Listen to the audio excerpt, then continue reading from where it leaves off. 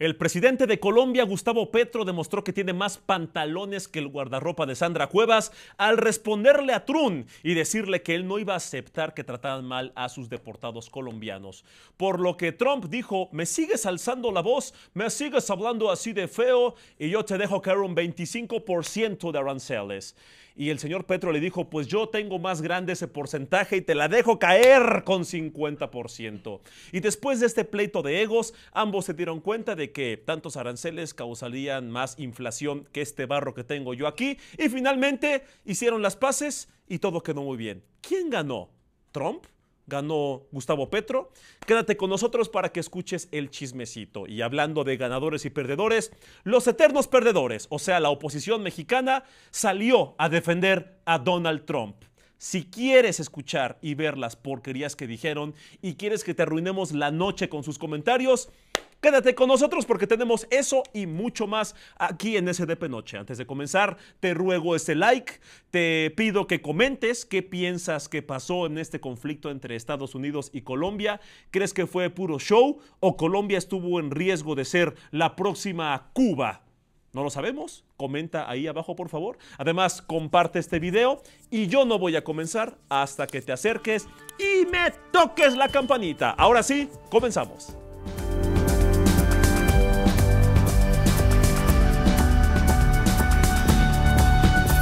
Trump insulta a Colombia y Gustavo se la hace de Petro. El presidente de Colombia mostró algo que muchos derechairos no reconocen: la dignidad. Todo esto después de un intento de humillación de Estados Unidos en contra del país de Maluma. Pero primero lo primero, el chismecito. Resulta que Estados Unidos deportó a varios trabajadores colombianos indocumentados. Los subieron a un avión militar en condiciones inhumanas, los incomunicaron, los encadenaron y en una de esas hasta los torturaron obligándolos a ver Emilia Pérez. El presidente de Colombia, Gustavo Petro, se enteró de eso. ¿Y qué creen que hizo? Se negó a recibir ese avión hasta que los inmigrantes fueran tratados con una mínima parte de la decencia humana que merecen. Él dijo, el señor Petro, que no iba a recibir ese avión hasta ver a esos inmigrantes, así como a tus amigos en un club nocturno, o sea, sin esposas. Trump le respondió como solo él sabe responder. ¿Cómo? Con amenazas. Donald Trump amenazó a Colombia diciéndole al presidente Petro que si no aceptaba ese avión iba a ponerle 50% de aranceles a todos los productos colombianos, incluido ese producto colombiano favorito de los gringos, ese que entra por la nariz. Así es, me refiero al aromático café y a todos los demás productos colombianos que vinieran de allá para Estados Unidos. También dijo que iba a quitarle la visa gringa a todos los funcionarios colombianos y además amenazó con ser todavía más estricto con todos los colombianos que aterrizaran en Estados Unidos y muchas otras sanciones financieras que se le fueran ocurriendo ahí improvisadamente. Y para rematar, el señor Donald Trump publicó una imagen generada con inteligencia artificial en la que aparece como un mafioso y detrás se lee un letrero que dice el acrónimo FAFO. Una leperada gringa de la chaviza que no voy a repetir aquí, pero que prácticamente significa búscale y me encuentras. Algo como lo que mi mejor amigo Salinas Pliego suele responder a algunos tuiteros con los que se pelea, la frase de el que se sube conmigo se pasea. Eso lo suele decir justo antes de bloquearlos valientemente. Y como dijo la colombiana Shakira, puro chantaje. Pues el presidente Petro no se dejó y dijo que respondería con la misma moneda. No literalmente con la misma moneda porque no están dolarizados, pero sí con la misma amenaza: 50% de aranceles a los productos que vinieran de Estados Unidos para Colombia. Además, advirtió que los 15,000 gringos que actualmente viven bien a gusto en Colombia, a partir de esto, tendrían que acercarse al servicio migratorio para regularizar su situación. O sea que en una de esas, Colombia no solo va a exportar café y reggaetón, sino hasta toneladas de gentrificadores.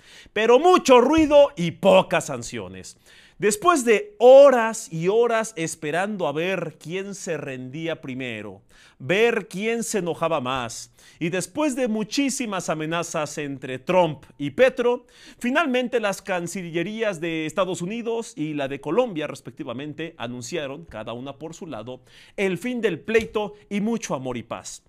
La Casa Blanca, allá en Estados Unidos, obviamente, sacó, no la de la gaviota, la Casa Blanca de Washington, sacó un comunicado en el que señala que Colombia había accedido a todas las condiciones que Trump les puso, incluyendo el recibimiento de colombianos expulsados en aviones militares. O sea, Estados Unidos dijo que Estados Unidos ganó este pleito.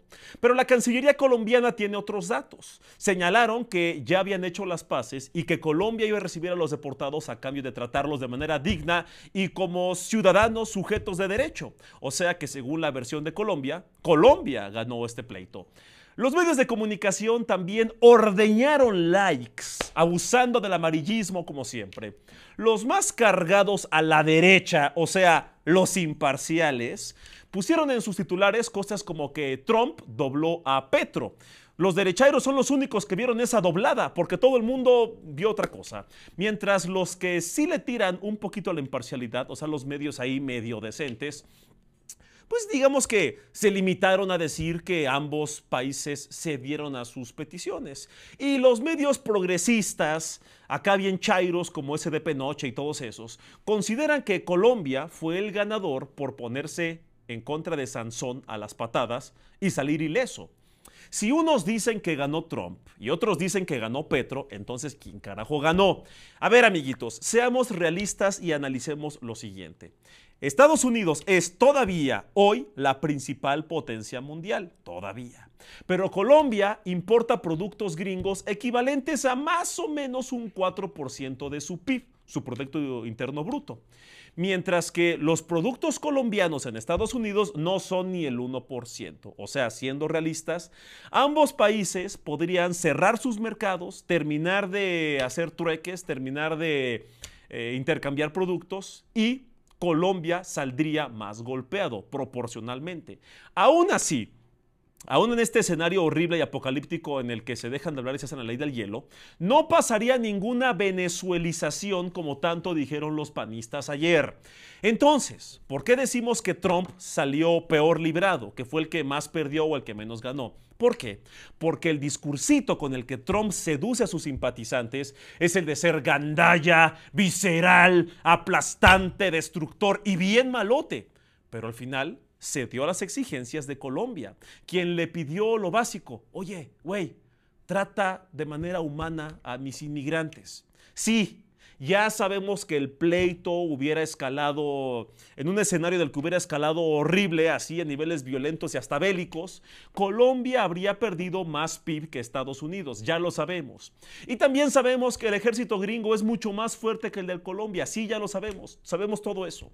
Pero si después de 1000 amenazas, la exigencia inicial de Petro fue lo único que sí se cumplió, pues entonces el que cedió fue Estados Unidos. El que accedió a esa petición fue Estados Unidos. Y desmiéntanme esa. A ver, derechairos, díganme que no.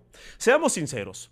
Hubo una razón, bueno, varias, pero la primera, una razón por la que Trump no siguió con sus macabros planes. Amigos, todos sabemos, y si no, ya lo van a saber.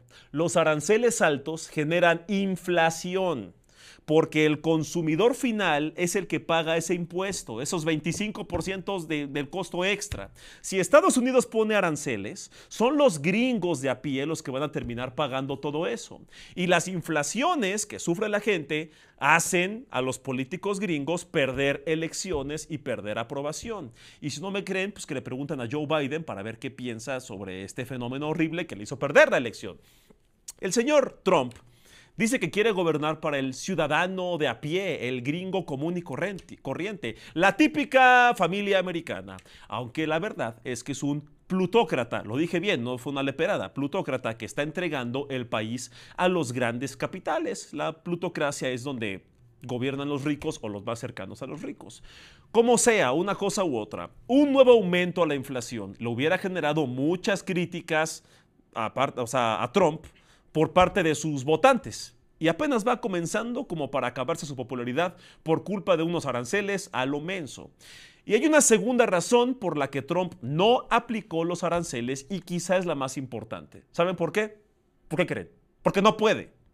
El señor Trump no puede aplicarlos. El Ejecutivo, o sea, Donald Trump, necesita del legislativo, o sea, sus representantes y senadores, para cambiar o para imponer nuevos impuestos. Y el señor Donald Trump sí tiene mayoría, pero muchos legisladores, aunque sean de su partido, no van a querer quedar mal con sus votantes, con su electorado, aprobando medidas que al final pues nada más van a inflar los precios, que van a terminar pagando los votantes, que lo van a sufrir ellos.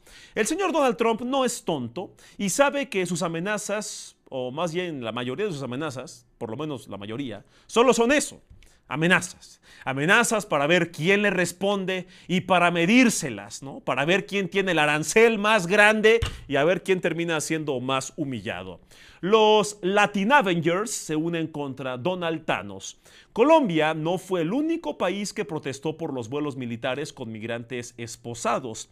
Un día antes de esta relación tóxica entre Petro y Trump, el gobierno de Brasil también había denunciado estas horribles prácticas en contra de sus deportados. De acuerdo con el Ministerio de Justicia local, un vuelo con 88 brasileños cuyo destino final era Belo Horizonte, hizo una escala en Manaus. Una vez que las autoridades migratorias inspeccionaron el avión, se dieron cuenta de algo horrible, que los deportados iban esposados, por lo que solicitaron la ayuda de Denise Dresser y les quitaron las cadenas. Pero después de eso, condujeron a los deportados a un área del aeropuerto en donde pudieron descansar, bañarse, recibir alimentos y recordar que eran seres humanos después de este horrible trato. Y al final, los deportados concluyeron su viaje, terminaron su viaje en una aeronave local. El gobierno de Brasil presentó un reclamo ante Estados Unidos por todo esto y era lo mínimo que podían hacer. Y todo indica que también hubo un incidente entre México y Estados Unidos de ese estilo, pero que la noticia quedó opacada, quedó invisibilizada por el agarrón entre Petro y Trump. ¿Qué fue lo que pasó? El viernes pasado, medios de Estados Unidos dieron a conocer que México había negado el ingreso, el aterrizaje de un avión militar con migrantes expulsados. Horas después, la Secretaría de Relaciones Exteriores mexicana, la oficial, publicó en Twitter, o X, ahora para la chaviza, dijo que tratándose de repatriaciones, México siempre va a recibir a los mexicanos y mexicanas con los brazos abiertos. Es todo lo que dijo, no dijo más. Al final del día, la vocera de la Casa Blanca en Washington aseguró que México había recibido 4 vuelos con mexicanos deportados.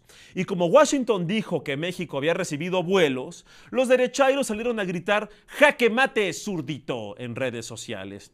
Pero en la mañanera de este lunes, Claudia Sheinbaum confirmó que los 4 vuelos fueron vuelos civiles, no militares, que aterrizaron en el tlayudesco AIFA, y a los pasajeros se les preguntó al momento de su llegada si habían sufrido algún tipo de abuso o de gandallez. Los mexicanos deportados aseguraron que todo estaba bien y también dijeron que tardaron más tiempo, o más bien que tardaron menos tiempo de Estados Unidos al AIFA que del AIFA a la Ciudad de México. Con esta información, todo indica que el famoso vuelo que no recibió permiso para aterrizar en territorio mexicano era con personas de terceros países, gente, que no traía mexicanos, pues un vuelo sin mexicanos. O bien pudo haber sido un vuelo militar con gente esposada. Y es por eso que no se permitió el aterrizaje. ¿Y saben qué? ¡Qué bueno! La presidenta de Honduras también le trae ganas al Trun. Ante todos estos incidentes indignantes y horribles, Xiomara Castro, la presidenta de Honduras y presidenta temporal de la Comunidad de Estados Latinoamericanos y Caribeños, o sea, la famosa CELAC, el grupo de los amigos latinos, convocó a una reunión urgente para hablar sobre la migración. La presidenta mexicana ya confirmó que ella va a formar parte de esta iniciativa de los Latin Avengers, así como también el ahorita empoderadísimo Petro, quien va a ser el próximo presidente temporal de este grupo heroico de presidentes latinos. Parece ser, todo indica, que mientras Trump anda en la lela celebrando, pues en los próximos días se va a estar formando un bloque latino amigos latinos, presidentes latinos, en contra de los abusos de Estados Unidos. Y la verdad no es cualquier cosa.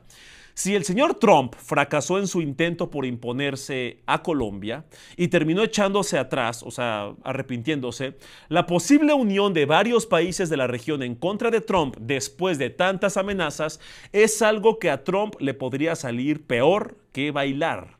E independientemente de la respuesta conjunta en grupito a Estados Unidos, la unión de los países de América Latina podría significar, si todo sale bien, una nueva era que reduzca la dependencia de nuestra región de las grandes potencias del mundo, ¿no? Interesante. Algo así como la Unión Europea, pero menos europea y más para acá, más latina.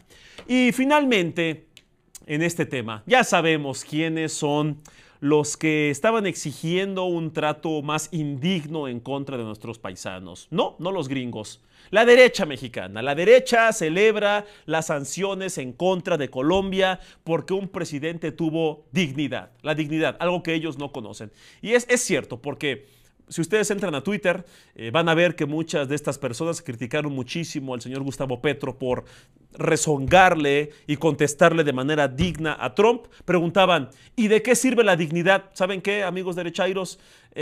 Cuando no tienes la dignidad, no se te puede explicar por qué hace falta. Y mientras en América Latina surgen muestras de dignidad ante el trumpismo, acá en México, la derecha sacó el cobre, se vieron bien corrientes y se pusieron del lado del verdugo. Sí dije verdugo, sí, del verdugo. Algo que se le da muy bien a la derecha iriza, ponerse de ese lado, les encanta. Desde Mariana Gómez del Campo, la sobrina de Calderón, hasta Ricardo Salinas Pliego, los odiadores de siempre daban de brincos, eran felices, estaban extasiados ante la posibilidad de que Estados Unidos negara las visas a los personajes izquierdistas, a todos los izquierdistas del mundo, para no encontrárselos así como cuando estemos de compra por Miami y que te encuentres ahí un Noroña ahí, guácala, no, güey. O sea, imagínate ir a USA, a Miami, a Washington y que veas a Poncho Gutiérrez en el avión, güey, qué nacos. Pues por supuesto, amigos, estamos hablando de los derechistas a quienes les alcanza a ir a Miami, o sea, a esos. No a la mayoría de derechairos promedio que defienden a Milei desde la computadora que les compró más bien su mamá a crédito, o que están viendo noticias de cómo, o esperando que en el noticiero hablen mal de Petro, visto en la televisión de Mover a México, ¿no? Que le sacaron con Peña Nieto. Ese tipo de derechairos. Por ejemplo, el empresario más crinchesco de México, el señor, mi mejor amigo Salinas Pliego, recurrió a la vieja confiable que han aplicado desde que ya no tienen el poder. ¿Cuál? Invitar al electorado triunfador a disfrutar los supuestos fracasos del gobierno democráticamente elegido. Y en efecto, amigos, cuando la oposición grita, disfruta lo votado cada vez que la 4T comete un error o hay una tragedia, lo que en realidad están haciendo es insinuar que, de estar gobernando ellos, tal error o tal tragedia no estaría ocurriendo, no habría ocurrido, o no. Para decirlo de otra forma, la frase de disfruten lo votado es su propia versión de la oposición de estaríamos mejor con López Obrador, pero con una diferencia muy grande. Hay un tufo de clasismo en el nuevo grito de batalla de la derecha, porque también están insinuando que ellos están en lo correcto y que los votantes de Morena son tontos y que merecen que les vaya mal.